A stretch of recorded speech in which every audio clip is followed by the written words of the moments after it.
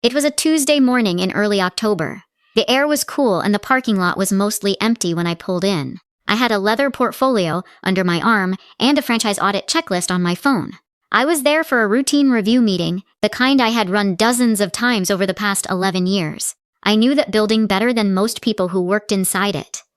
I was walking toward the entrance when I noticed the silver SUV. It was parked across 2 spaces near the front door. Not 1 space. 2, the kind of parking job that says, "I'm not worried about anyone saying anything to me." A young woman was standing next to the passenger side. She looked to be in her early 20s. She had highlighted hair, oversized sunglasses, and she was looking down at her phone with the focus of someone who had no other responsibilities in the world. There was a coffee cup balanced on the roof of the car. A designer bag sat on the hood. I recognized her. I had seen her in the building a few times before. I knew exactly who she was. She looked up as I got closer. She looked at me, slowly, the way people do when they are deciding what category to put you in. She looked at my portfolio. She looked at my shoes. She looked back up at my face. Then she said, "Hey, you work here, right?" I said yes. She pointed at the hood of the car. "Can you grab a bucket and wash this down? There's bird stuff on the hood. I need it clean before my dad gets back." She didn't wait for an answer. She went back to her phone. I stood there for a moment. I looked at the hood. There were a few white streaks near the front. She was right that it was there. She was wrong about everything else. I looked at her. She wasn't looking at me. She was already scrolling. I thought about saying something. I ran through a few options in my head. I could have told her who I was. I could have told her what I actually held in my name. I could have explained politely that I had been coming to this building longer than she had been following people on social media. I didn't say any of that. I smiled once, quietly, to myself, and I walked into the building. My name is Lorraine Collier-Voss. I am 47 years old. I have spent 22 years working in franchise operations. I have managed units, rebuilt broken territories, and saved companies from compliance disasters that they never fully understood the size of. I have sat in rooms where people talked over me, around me, and past me, and I kept coming back anyway because I believed the work would eventually be enough. That Tuesday morning, a 24-year-old woman looked at me and saw someone who washed cars. I want to tell you something about that moment. I was not embarrassed. I was not even angry, not really, not in the sharp way people expect from a story like this. What I felt was something quieter and heavier than anger. I felt tired. Tired in the way you feel when something you have been carrying for a very long time finally shows you its full weight. Because that parking lot moment, Kendall Mercer, pointing at the bird marks on her father's car and waiting for me to go find a bucket, was not the worst thing that had happened to me in 11 years at Nextbridge Hospitality Group. It wasn't even close. It was just the clearest, the most honest version of what that company had always thought of me, delivered without any of the careful language that usually wrapped it. I did not wash the car. I never would. But I want you to understand something. I walked into that building that morning already knowing something that no one inside it had fully thought through. I had known it for 11 years. I had kept it quiet out of loyalty and professionalism and a kind of trust I now realize I had given too freely. What I did in the days that followed, that Tuesday morning, changed everything. Not because I was angry, because I was finally, completely, and permanently done protecting people who had never once protected me. Let me go back to the beginning. Not all the way back, just far enough so you understand what was actually standing in that parking lot when Kendall Mercer asked me to find a bucket. I grew up watching my mother run a small diner. She worked 7 days a week for most of my childhood. She understood operations the way some people understand music, intuitively, in her body, without needing to be taught. I think I inherited that from her. I could walk into any food service location and within 20 minutes I could tell you exactly what was broken and why. I started in franchise operations when I was 25. I managed a single quick service unit first, then moved into regional compliance, then into territory recovery, which is the part of this industry where they send you in when a franchise's territory is failing and nobody else has been able to fix it. That is not an easy job. It requires real knowledge. You have to understand the franchise agreement, the supply chain, the unit-level economics, the compliance requirements, and the people all at the same time. I was good at it. I was better than good. I was the person they called. 11 years ago, a man named Douglas Mercer called me. Douglas was the CEO of Nextbridge Hospitality Group. Nextbridge held franchise licenses for a major quick-service restaurant brand across 4 states, 2 in the Midwest, 2 in the South. He was trying to grow. He wanted to add 2 more territories to his portfolio. The problem was capital. Expanding a master franchise agreement to cover new territories requires a significant licensing fee up front, and Douglas did not have the full amount available at the time without stretching his balance sheet in ways that made his investors nervous. He came to me with a proposal. If I would co-invest in the master franchise acquisition for those 2 new territories, he would bring me in as a senior operations leader inside Nextbridge. My money would be treated as a silent equity stake. I would be listed as the master franchise holder of record for those 2 territories, which meant the licensing rights ran through me, legally and contractually. I would receive a royalty percentage of every unit's monthly gross in those 2 territories. And in exchange for keeping the arrangement quiet, to avoid any appearance of a conflict of interest, given that I would also be an employee, he would ensure I was compensated well and positioned for advancement inside the company. I used the money from my mother's estate.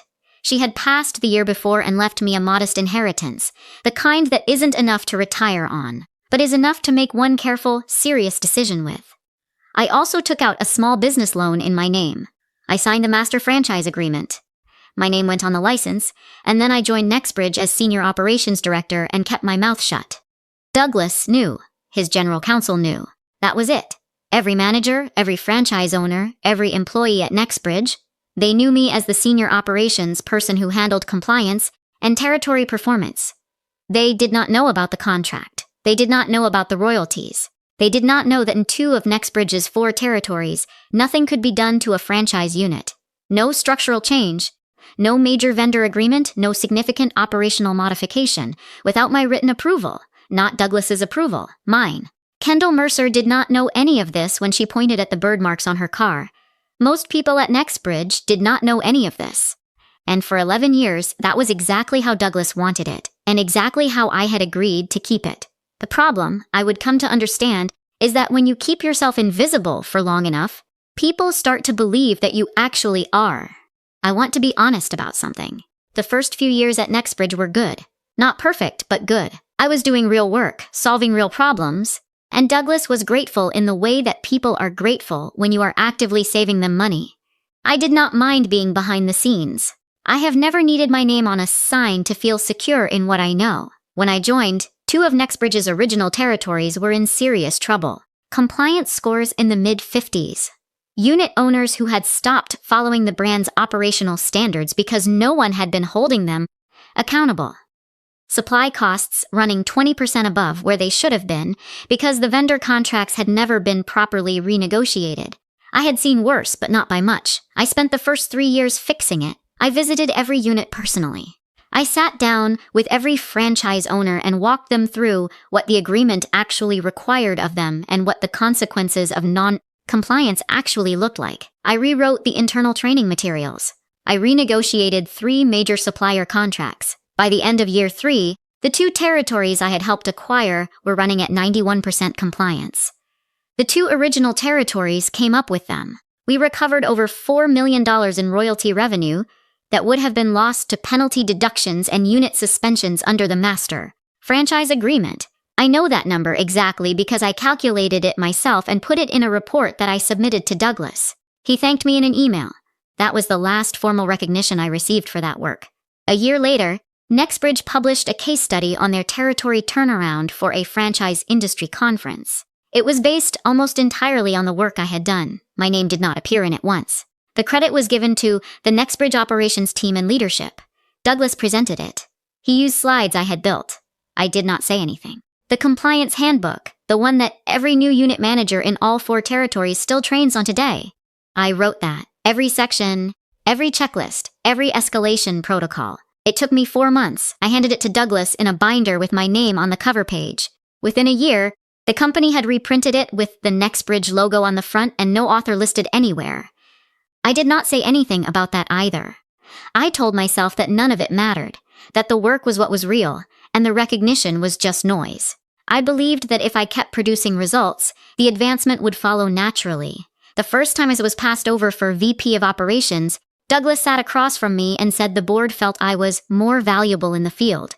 He said it kindly. He looked like he meant it. I nodded and went back to work. The second time, the role went to Preston Hale. Preston was 31. He had come from a management consulting firm where he had worked on a hospitality sector engagement for 18 months. He had never managed a franchise unit. He had never negotiated a vendor contract. He had never sat across from a franchise owner at 6 in the morning and explained why their compliance score was about to cost them their license. But he was polished. He was tall and well-spoken, and very good at presentations. He used frameworks. He talked about strategy in the kind of language that sounds impressive until you have to actually do something with it.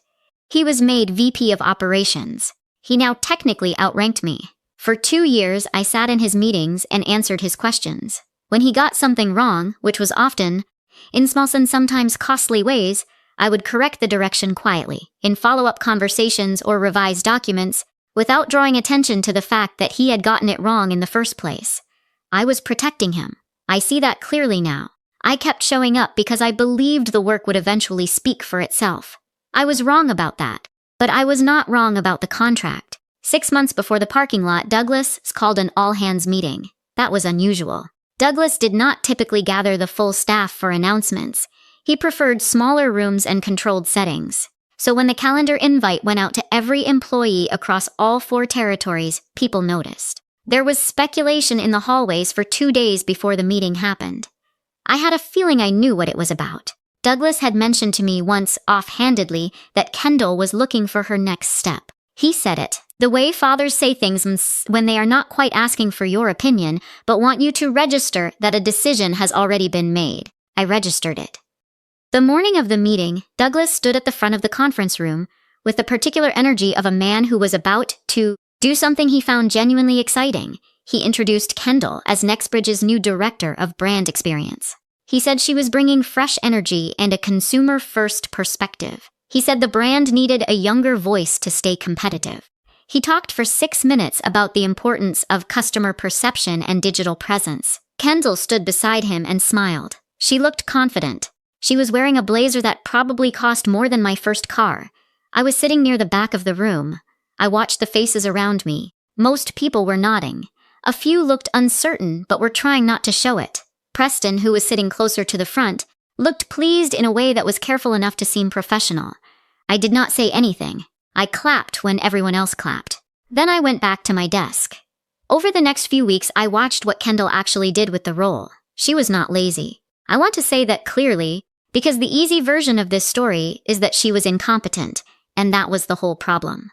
It was more complicated than that. She was energetic and she had real instincts about how things looked. Logos, color palettes, customer-facing language. If her job had stayed in that lane, we probably never would have had a conflict, but it did not stay in that lane. Within a month, she was sending emails with the subject line brand alignment check-in that were effectively instructions to franchise unit managers about how to run their locations. She proposed a social media content mandate that would have required every unit to post on a corporate-approved schedule, without checking whether the franchise agreement even allowed Nextbridge to mandate that.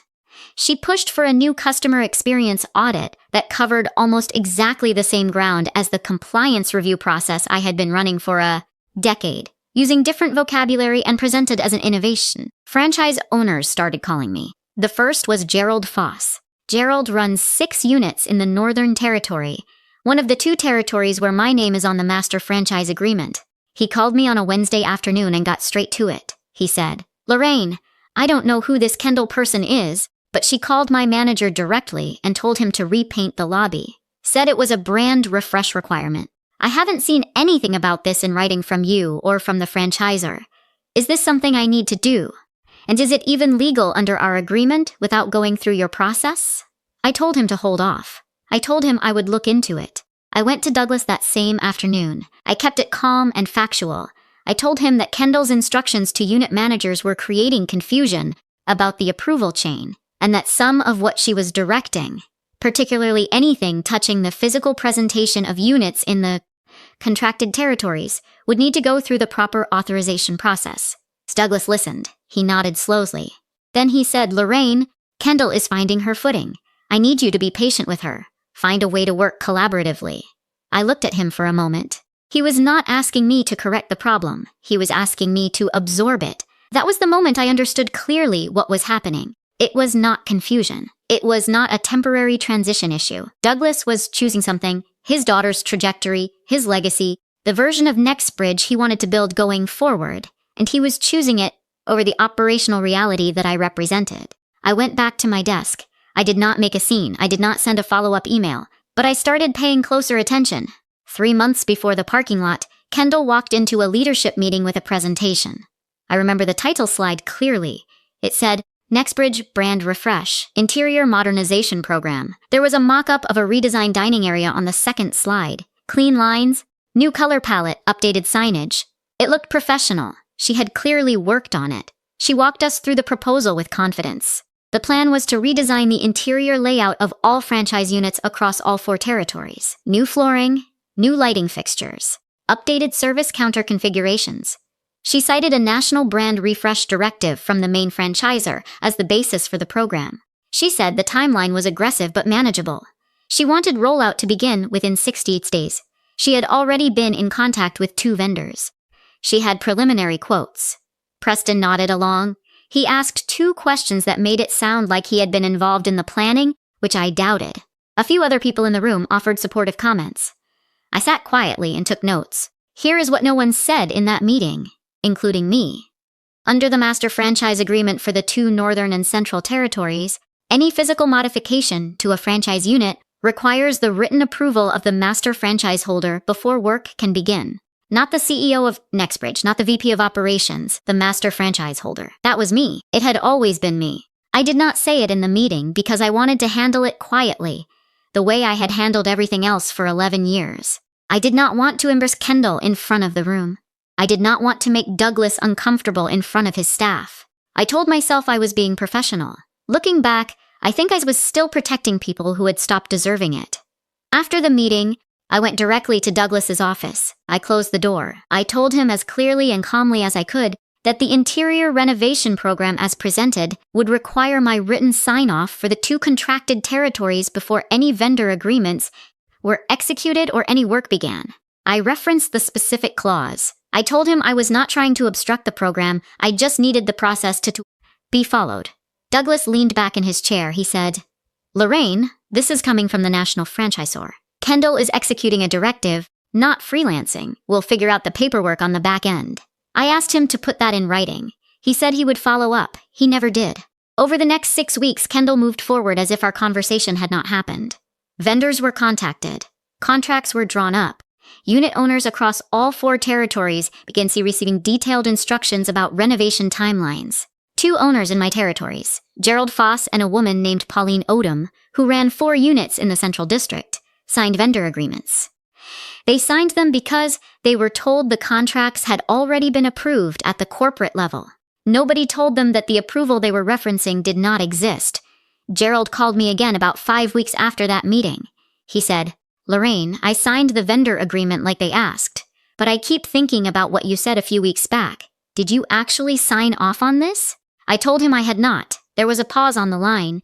Then he said, what does that mean for my contract? I told him I was going to look into it. I told him not to let the vendor begin any work until I got back to him.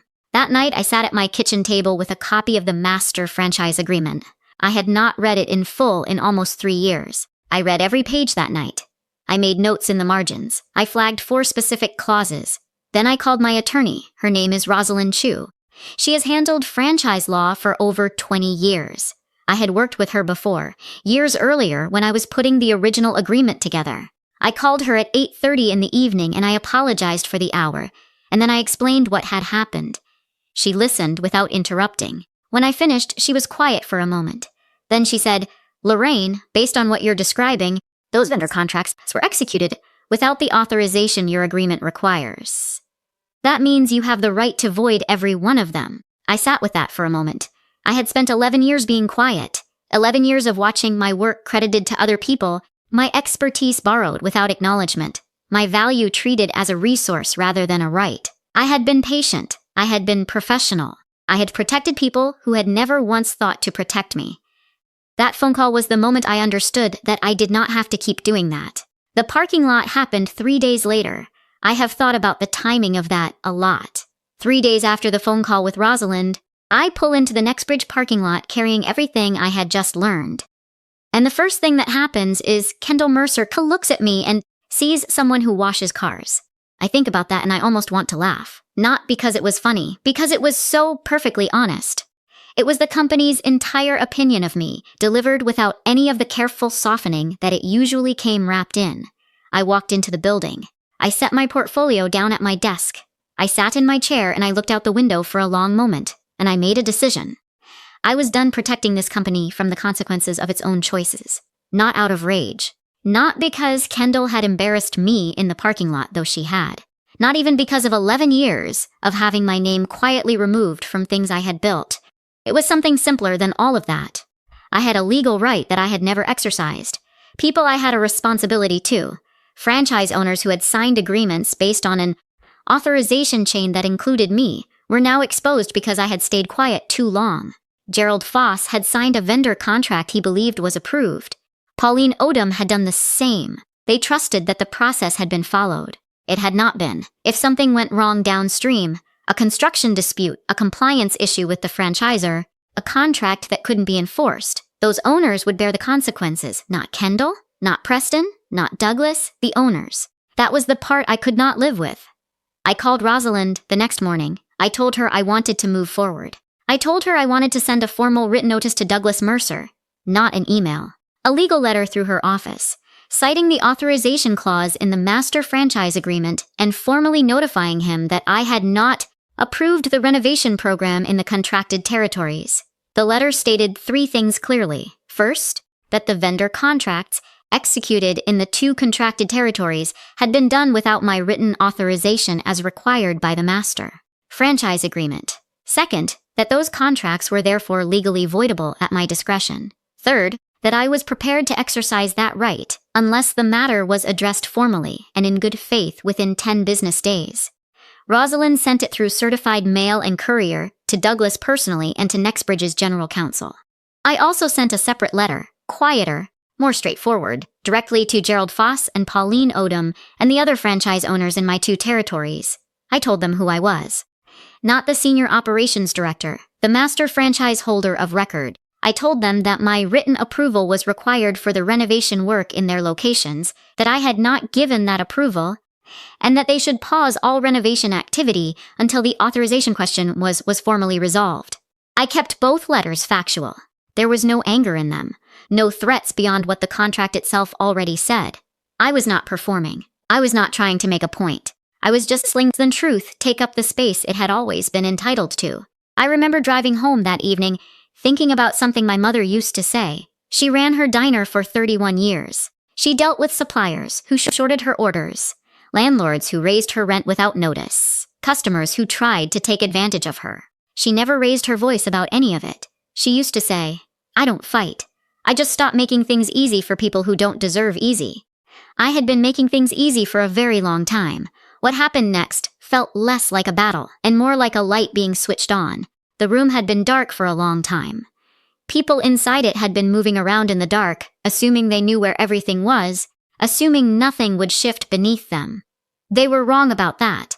The letter arrived at Douglas's office on a Thursday morning. He called me at 11:45 the same day. I was at my desk. I let it ring twice before I answered. He was not calm. He did not open with a question. He opened with a statement. He said I was overreacting. He said this was not how internal matters were handled at Nexbridge. He said I was taking a business process issue and turning it into something adversarial, and that I was going to damage relationships that had taken years to build, with vendors, with unit owners, with the national franchisor, over what he called a paperwork problem. I let him finish. Then I said, "Douglas, it's not a paperwork problem. It's a contract. My name is on the master franchise agreement for those 2 territories. That contract requires my written approval before physical modifications are made to any unit in those regions. That approval was never requested and never given. I'm asking you to sit down with your legal team and resolve this formally." He said he didn't need a lecture on his own company's contracts. I said I understood that, and that I hoped we could resolve it within the 10 days the letter specified. He hung up. I sat quietly for a moment. Then I went back to work. What happened over the next 4 days was not something I orchestrated. I want to be clear about that. I sent a letter. I stated a legal fact. What followed was simply the natural result of that fact being visible for the first time. The first thing that happened was the unit owners. Gerald Foss and Pauline Odom both paused renovation activity within 24 hours of receiving my letter. Two other owners in the contracted territories, a man named Ray Tillis, who ran 3 units, and a woman named Sheila Brandt with 2, paused shortly after, once Gerald and Pauline told them what was happening. 4 of the 6 owners in my territories had now formally stopped work. 2 vendors who had already mobilized crews contacted Nextbridge directly to ask who was actually authorized to approve their contracts and whether they should continue. Nextbridge had no clear answer for them. The second thing that happened was the national franchisor. One of the unit owners, I believe it was Ray Tillis, though I was never told directly, filed a compliance inquiry with the franchisor's regional office asking for clarification on the authorization chain for renovation approvals. That inquiry triggered a standard review process. Within 48 hours, the franchisor's compliance team had sent a formal request to Douglas's office asking for a copy of the master franchise agreement for the 2 contracted territories and documentation of the approval process for the renovation program. That request, I was told later, landed on Douglas's desk like something he had not expected to ever have to explain. The third thing that happened was Preston. Preston Hale had spent the previous 2 months positioning the brand refresh program as his signature initiative. He had presented it to the board as evidence of his strategic leadership. He had told vendors it was moving forward on schedule. He was now fielding calls from 2 of those vendors and had no authority to resolve their questions and no clear explanation to give them. He went to Douglas. Douglas went to his general counsel. His general counsel pulled the master franchise agreement for the contracted territories and read it. Apparently, from what Rosalind told me later, with a great deal of attention. The general counsel called Rosalind on a Friday afternoon. The call was professional and measured, but the message underneath it was not complicated. Nextbridge's legal team had read the contract. They understood what it said. They understood what it meant. And they understood that Lorraine Collier-Voss, Senior Operations Director, who had been sitting in their building for 11 years, answering Preston Hale's questions and writing compliance handbooks that didn't carry her name, had the legal right to unwind a significant portion of what Kendall Mercer had spent the last 3 months building. Kendall's renovation program was not just paused, it was legally suspended. It was sometime during that week that Douglas told Kendall who I actually was. I was not in the room for that conversation. I don't know exactly what he said or how he said it. What I noticed was the change in how she moved through the building afterward. She stopped coming to operations meetings. She had been attending them regularly, sitting near the front, asking questions, and inserting herself into discussions that were outside her role. After that week, she stopped. I would see her in the hallway near the executive offices sometimes.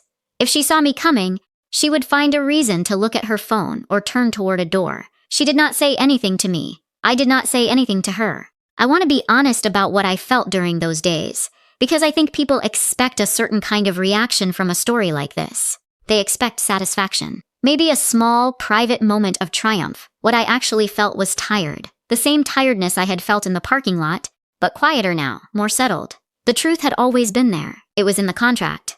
It was in the compliance scores and the recovered revenue, and the handbook that still sat on every new manager's desk with no name on the cover. It had been sitting in that building for 11 years, patient and unacknowledged, waiting for the moment someone finally stopped being careful enough to keep it hidden. That moment had come, not with a fight, not with a scene, just a letter, and the weight of something real finally being allowed to stand in the room where it belonged. The formal negotiation took 3 weeks. I will not walk you through every detail of it because most of it was legal language and carefully managed conversations between attorneys. But I will tell you what came out of it because that matters. I agreed not to void the vendor contracts. That was my choice, and I made it deliberately. Voiding those contracts would have created real problems for Gerald and Pauline and Ray and Sheila, people who had done nothing wrong and had signed those agreements in good faith. They did not deserve to absorb the consequences of a process failure that had nothing to do with them. So I agreed to let the vendor contracts stand, but I did not walk away with nothing. The first thing I got was formal acknowledgement. Nextbridge and I signed a legal addendum to the master franchise agreement that explicitly documented my approval rights in the 2 contracted territories, in clear language, attached to the original contract, filed with the national franchisor, and visible to all parties going forward. No more quiet arrangements. No more invisible authority. My role in the ownership structure was now on record in a way that could not be waved off or worked around. The second thing I got was my title. I was given the position of Vice President of Operations. The compensation structure that came with it, base salary, bonus eligibility, benefits, reflected what that role should have carried years ago. Douglas presented it as a natural evolution. I let him. I was not interested in the framing. I was interested in the fact. The third thing I got was the buyout. My equity stake in the 2 contracted territories had grown considerably over 11 years. Those territories were performing well. They were performing well because I had spent 11 years making sure they did. The buyout terms we negotiated reflected current territory performance, not the original investment value. The number was substantially larger than what I had put in. I am not going to tell you the exact figure. It is not something I share. But I will tell you what it meant. It meant my daughter's college tuition was covered, completely. And then some. Enough that she would not carry a single dollar of debt out of school. It meant the mortgage on my mother's house, the house I had inherited, along with the small business loan I had taken to fund the original franchise. Investment was paid off in full. It meant that for the first time in my adult life, I had enough financial space to ask myself a question I had never allowed myself to ask seriously before. What do I actually want to do next? I did not have an answer right away. I am still working on it. But the fact that I get to have the question at all, that is not a small thing. Preston Hale left Nextbridge 4 months after the negotiation closed. It was announced as a mutual decision. I have no reason to believe it was anything other than what it was. A man whose signature initiative had collapsed and whose position inside the company had quietly lost its foundation. I did not celebrate it. I barely registered it. Kendall's role was restructured.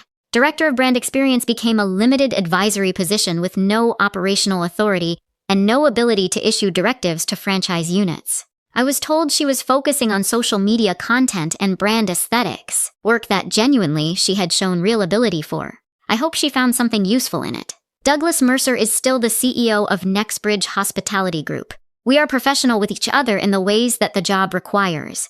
We have not had a personal conversation since before I sent the letter. I do not expect that to change. I spent a lot of time in the months after all of this asking myself whether I was angry at him.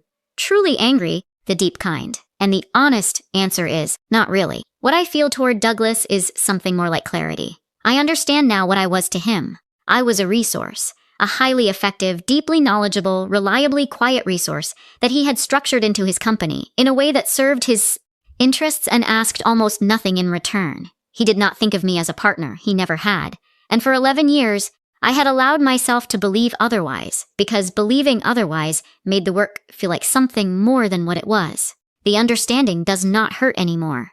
It just sits there, clean and clear, like something that has finally been put in its proper place. I think about the parking lot sometimes. Kendall and her sunglasses and the bird marks on the hood, the way she went back to her phone before I had even answered. I was not angry that morning. I was tired.